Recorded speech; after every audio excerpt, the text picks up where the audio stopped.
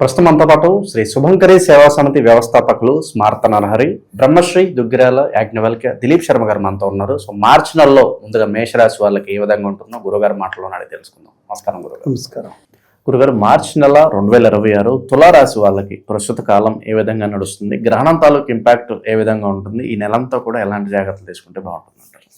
వాగర్ధావివ సంపృక్తౌ వాగర్ధ ప్రతిపత్తయే జగతః పితరో వందే పార్వతీ పరమేశ్వరు. ఈ యొక్క తులారాశి జాతకులకి మార్చి నెలలో గోచారము రీత్యా ఈ యొక్క ఏదైతే గనక గ్రహణము కూడా మార్చి 3వ తారీఖు వీళ్ళకి ఉన్నది కాబట్టి ఈ యొక్క గ్రహణ ప్రభావం కానీ గోచార ప్రభావం కానీ సర్వసాధారణంగా ఉంటుంది. ఎక్కువ ఖర్చులతో ఈ మాసాన్ని గడపాల్సి వస్తుంది. తొందరపాటు నిర్ణయాలు తీసుకుంటాం మంచిది కాదు.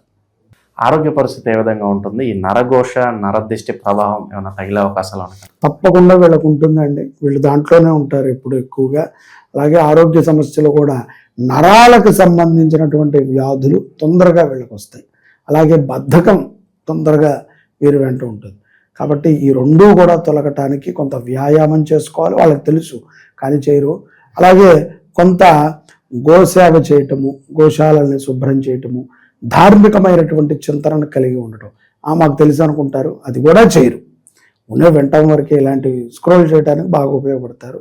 అందుకని కొంత మనస్సుని మార్చుకునేటువంటి ప్రయత్నాన్ని వాళ్ళే చేయాలి. గ్రహాలు వాటికి అనుగ్రహిస్తాయి, ఆ మార్గంలో వెళ్ళటం మంచిది.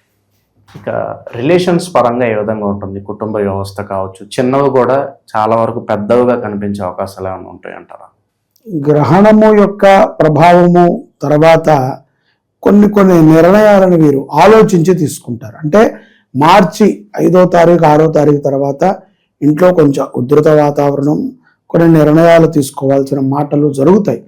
అటువంటి సందర్భంలో కూడా చాలా తెలివితో ఆచితూచి నిర్ణయాలను తీసుకుంటారు. వీళ్ళకి కంగారు పడాల్సిన అవసరం అయితే లేదు.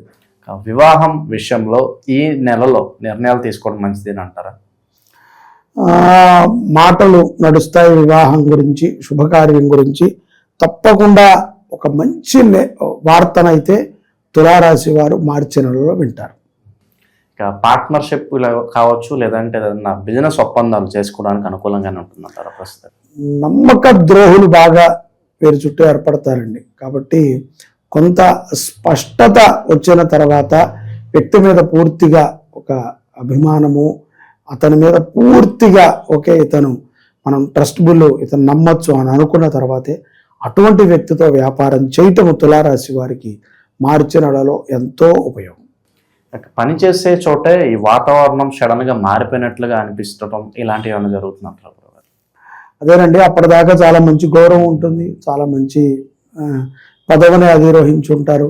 ఎవరో కింద వాడేదో అన్నాడని చెప్పి వీళ్ళు ఒక మంచి పై ఉన్నత స్థితిలో ఉన్న తులారాశి జాతకులకి టార్గెట్ చేయొచ్చు, వాళ్ళని టార్గెట్ అయ్యేటువంటి అవకాశాలు ఉంటాయి. కాబట్టి అందరితో కూడా ప్రేమతో, విశ్వాసముతో, గౌరవంతో ఉన్నట్లయితే సమాజంలో కీర్తింపబడతారు. ఇది సింపుల్ లాజిక్. సో ఆ ఒక్క విషయాన్ని తెలుసుకుని ఒకసారి మనం తగ్గి ఒకవేళ ఎవరినైనా ఇబ్బంది పెట్టుంటే క్షమించడంలో పెద్ద తప్పేం లేదు. కాబట్టి అలాంటి ఒక మంచి భావన ఉంటే కనుక అటువంటి వారికి మంచిది. లేదు మాకు అటువంటి స్వారీ చెప్పే లక్షణం ఉండదు, మేము దేనికి లొంగము అనుకుంటే కనుక వాళ్ళు తప్పకుండా అవమానాలు పడాల్సి వస్తుంది. ఇతరుల కోసం డబ్బులు ఖర్చు పెట్టే పరిస్థితులు ఏమన్నా ఉంటాయంటారా ఈ మాసం? స్నేహితుల గురించి బాగా ఖర్చు పెడతారు తులారాశి వారు. అలాగే ట్రిప్పులకు వెళ్ళటానికి ఖర్చు పెడతారు. నలుగురు స్నేహితులలో తులారాశి జాతకులు ఎవరైతే తులారాశి వాళ్ళు ఉంటారో ఆ స్నేహితుడు కొంత గొప్పగా కనిపించడానికి అలాగే ఉంటాడు, ఖర్చు అలాగే పెడతాడు. గురుగారు, ఈ ఇల్లీగల్ అఫైర్స్ ద్వారా ఏమన్నా వీళ్ళకి ఇబ్బందులు కలిగే అవకాశాలు ఉన్నాయంటారా? మీరు అడిగిన క్వశ్చన్లోనే అఫైర్ ఉంది, దానివల్ల ఇబ్బంది ఉంటుంది. ఇల్లీగల్ అంటేనే గొడవ అనే అర్థం. అందుకని అవన్నీ మానుకుంటాం మంచిది. ఆ బుద్ధి దోషాలు తొలగకపోతే ఎప్పటికైనా ప్రమాదకరం. ఓకే, సంతానం కోసం ఎదురు చూస్తున్న వాళ్ళకి ఏదన్నా గుడ్ న్యూస్ ఉండబోతుందా? వీళ్ళకి గతములో కూడా ఒక 2-3 సార్లు ఏదన్నా గర్భం వచ్చి 3వ మాసం కానీ 5వ మాసం కానీ 8వ మాసం కానీ గర్భం పోయి ఉంటే అది కొంత ప్రభావం చూపుతుంది, ఈ సర్పదోషాలు ఇవన్నీ. కాబట్టి ఇటువంటి వారి కోసమే శుభంకరి గోశాలలో మార్చి 29వ తారీఖున మనం సర్ప విగ్రహ యంత్ర ప్రతిష్ట కార్యక్రమం పెట్టాం. వారి స్వహస్తాలతో వారు పెట్టుకోవచ్చు, కానీ దానికి ముందుగా మనం జపం అవన్నీ చేయిస్తాం కాబట్టి అతి తక్కువ మందికి అవకాశం ఉంది. ఎందుకంటే ఇలా మనం ఒక 4 సార్లు చేద్దాం అనుకున్నాం. ఫస్ట్ సారిది కాబట్టి ఇది మార్చి 29వ తారీఖు ఆదివారం ఆశ్లేష నక్షత్రం. ఆ రోజున ఈ సర్ప ప్రతిష్టను అక్కడ చేస్తాం. సో దానికి సంబంధించి వాళ్ళు పేరును నమోదు చేసుకుంటే సంతాన భాగ్యం తులారాశి వారికి తప్పనిసరిగా కలుగుతుంది. వంశోద్ధారకుడు పుడతాడు. ఇంకా ఎటువంటి ప్రత్యేక పరిహారాలు దైవారాధనలు ఉంటే బాగుంటుంది? వీళ్ళు తప్పనిసరిగా గణపతిని ఆరాధన చేయాలి. గణపతి అష్టోత్తరం చదవటము, బుధవారం పూట దూర్వముతో గణపతిని అర్చించటం, అలాగే మార్చి 6వ తారీఖు సంకష్టార చవితి, ఆ రోజున గణపతిని అభిషేకించడం, గణపతి గుళ్ళో అన్నదానం చేయడం ఉత్తమం. గురుగారు, మార్చి 3న వస్తున్న ఈ చంద్రగ్రహణం సాధారణ చంద్రగ్రహణమా, లేదంటే ఇది కాస్త ప్రమాదకరంగా ఉంటుందంట? గ్రహణములు ఎప్పుడూ కూడా కొంత ప్రమాదకరంగానే ఉంటాయి. అందులో చంద్రగ్రహణం కూడా చంద్రుడు మనఃకారకుడు కాబట్టి గ్రస్తోదయ చంద్రగ్రహణము మార్చి 3వ తారీఖు మనకి మధ్యాహ్నం 3:20 నుంచి 6:50 వరకు ఉన్నది. భారతదేశంలో దీని యొక్క ప్రభావము ఒక 30 నిమిషాల పైచిలికే ఉంది. అయినప్పటికీ చంద్రుడు మనకి ఈ యొక్క కాలములో త్వరగానే కనబడుతూ ఉంటాడు. అటు చంద్రుడిని మనం దర్శించుకునే అవకాశం 5 గంటల నుంచే కొన్ని నదీ ప్రాంతాలు, సముద్ర తీరాల్లో అవకాశం ఉంటుంది. కాబట్టి ఇది కొంచెం ప్రమాదకరమైనటువంటిదే. ప్రమాదము అంటే దేశానికి ప్రమాదమా, వ్యక్తికి ప్రమాదమా, వ్యవస్థకి ప్రమాదమా అని అనుకుంటాం కంటే గ్రహణ సమయంలో తీసుకోవాల్సినటువంటి జాగ్రత్తలను తీసుకుంటాం ఉత్తమం. గురుగారు, ఈ గ్రహణం తర్వాత మనిషి యొక్క జీవితాల్లో ఏమైనా అకస్మాత్తుగా మార్పులు ఏమైనా సంభవిస్తాయంటారా?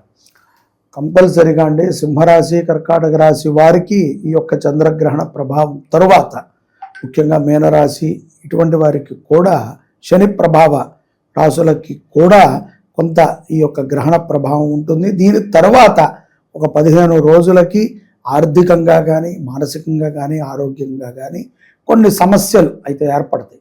ఎవరైతే శాంతి చేసుకోరో, ఎవరైతే దీనిని బిలీవ్ చేయరో, ఎవరైతే తగు జాగ్రత్తలతో ఉండరో అటువంటి వారికి మరింతగా ఉంటాయి. తస్మాత్ జాగ్రత్తగా ఉండాలి. ప్రమాదాలు గోచరిస్తాయి.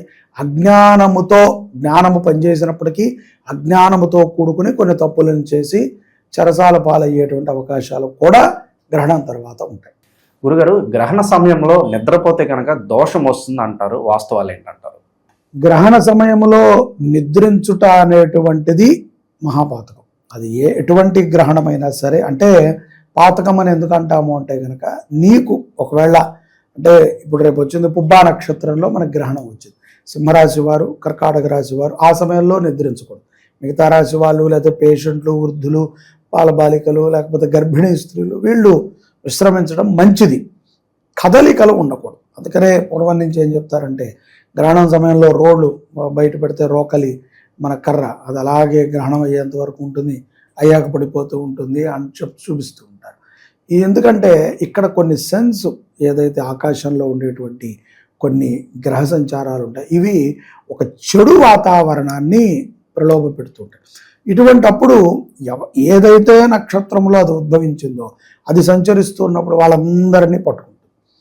కాబట్టి ఒక దగ్గర కూర్చుని దైవారాధన చేయటము. ఎక్కువగా చాలామంది ఇంట్లోనే ఉంటారు, కదలరు. అలా అని చెప్పి కదలరు కదా, ఫోన్లో ఏవి పడితే చూసుకుందామని మనం అనుకోకుండా దైవనామస్మరణ చేయటం మంచిది. గురుగారు, గ్రహణ సమయంలో మనం మొబైల్ ఫోన్స్ వాడొచ్చా, లేదంటే పూర్తిగా ఈ ఫోన్ వాడకం అనేది ఆపేస్తేనే బెటర్ అంటారు ఈ గ్రహణ సమయంలో? యథార్థంగా చెప్పాలంటే ఎప్పుడూ ఫోన్ వాడటం మంచిది కాదు. ఆ యొక్క రేడియేషన్స్ ఏవైతే ఉంటాయో అవి కొంత ప్రమాదకరం. గ్రహణ సమయంలో ముఖ్యంగా గర్భిణీ స్త్రీలు, ఆటిజం పిల్లలు, పసిపిల్లలకి ఫోన్లు దూరంగా పెట్టడం ఉత్తమం. గురుగారు, ప్రత్యేకంగా ఈ గ్రహణ సమయాల్లో గర్భిణీ స్త్రీలని ఎందుకంత జాగ్రత్తగా ఉండమని చెప్తారంటారు? ఈ యొక్క పిండము లోపల తయారైన తర్వాత పిండ సంచారం జరుగుతూ ఉంటుంది. మనిషి కదిలినప్పుడల్లా పిండ సంచారం కదులుతుంది. ఈ యొక్క కదలిక వల్ల ఈ యొక్క సూర్యగ్రహణము, చంద్రగ్రహణము, ఈ కిరణము ఆ వ్యక్తి మీద పడటం చేత లోపల ఉన్నటువంటి పిండములు వాటిని తొందరగా గ్రహిస్తాయి. అవి గ్రహించినప్పుడు నొప్పులు రావటం, సంతతి కలగటం జరుగుతుంది. అలా గ్రహణములో పుట్టినటువంటి పిల్లలు చైతన్యముగా ఉండరు. వాళ్ళకి బుద్ధి వంకర, అలాగే మాట వంకర, లేకపోతే కాలు చేతి వంకర, అదేదో ఒక కొంత డెఫిషియన్స్తో పుడతారు అనేటువంటి ఒక భావన మనందరికీ తెలుసు.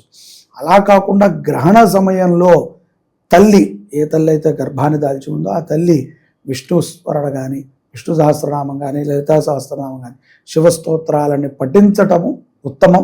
అప్పుడు ఎక్కువగా నీరుని తాగటం తప్ప ఘనమైన పదార్థాలను కూడా తినకూడదు. అవి ఏవైతే తింటాయో గ్రహణ సమయంలో అవన్నీ కూడా కీడును వాటిల్లుతాయి. అందుకని గర్భిణీ స్త్రీలు జాగ్రత్తగా ఉండాలి అని చెప్తూ ఉంటారు. గురుగారు, ఈ గ్రహణ సమయం ప్రత్యేకంగా ఆర్థిక లావాదేవీల మీద ఎటువంటి ప్రభావం చూపిస్తుంది అంటారు? ఏమన్నా మార్పులు చేర్పులు ఉంటాయంటారు? పెద్దగా ఆర్థికము అనేది ఖర్చులకు సంబంధించిన వ్యవహారము. ఎక్కువగా డబ్బు విషయాన్ని గురించి మాట్లాడటము, చాలామంది ట్రాన్సాక్షన్స్ చేయటము, ముఖ్యమైనటువంటి ట్రాన్సాక్షన్స్. ఇవాళ ఏదో ఒక పని అనుకున్నాం మంగళవారం అని. ఇంకా ఏంట్రా అంటే మంగళవారం మనకి గ్రహణము మనకి భారతదేశంలో ప్రారంభమయ్యే సమయం మధ్యాహ్నం 3:20. 3 గంటల నుంచి 4:30 వరకు కూడా మనకి రాహుకాలం అంటారు. రాహుకాలములో చంద్రుడికి కేతుగ్రస్తమైనటువంటి ఈ యొక్క చంద్రగ్రహణం కాబట్టి చాలా జాగ్రత్తగా ఉండటం మంచిది. ఆ డబ్బులని ఎక్కువ ఖర్చు పెట్టకుండా జాగ్రత్తగా ఉంటే దీర్ఘకాలికంగా డబ్బుని కాపాడుకున్న వాళ్ళు అవుతారు. గురుగారు, ఈ గ్రహణ సమయంలో ప్రత్యేకంగా ఒకే ఒక పని చేస్తే చాలు మీకు పుణ్యం వస్తుందంటే ఏ పని చేస్తే బాగుంటుంది? ఓం నమ శివాయ, ఓం నమో నారాయణాయ, శ్రీమాత్రే నమః. మితంగా మాట్లాడటం గ్రహణ సమయంలో, దైవనామస్మరణ చేయటం, మీ గురువులని ధ్యానము చేయటం, మీ గురువులని కానీ మీ ఇష్టదైవాన్ని కానీ స్మరణ చేయటము, ఎవరి గురించి ఆలోచించకుండా ఈ యాంత్రికమైనటువంటి వస్తువులకి దూరంగా ఉండటం చాలా మంచి విశ్లేషణ అందించారు. ధన్యవాదాలు. నమస్కారం.